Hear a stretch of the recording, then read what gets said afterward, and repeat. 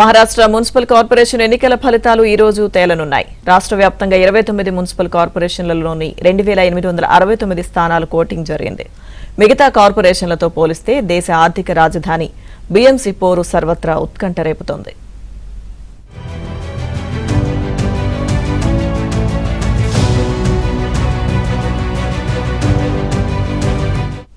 అయితే సర్వే సంస్థలు విడుదల చేసిన ఎగ్జిట్ పోల్స్ లో బీఎంసీపై బీజేపీ ఏక్నాథ్ షిండే కూటమి విజయఢంకా మోగించబోతోంది. ఈ ఎన్నికల కోసం ఠాక్రే సోదరులు ఏకమైన వీరి కూటమి 2వ స్థానానికి పరిమితం కాబోతోందని, ఇక కాంగ్రెస్ 3వ స్థానానికి పడిపోబోతున్నట్లు లెక్కకట్టాయి.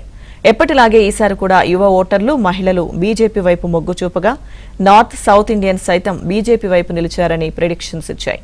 మరి ఇవాల్టి ఫలితాల్లో ఎగ్జిట్ పోల్స్ ఫలితాలే ఎగ్జాక్ట్ గా వస్తాయా లేక తారుమారు అవుతాయా మరి కాసేపట్లో తేలనుంది.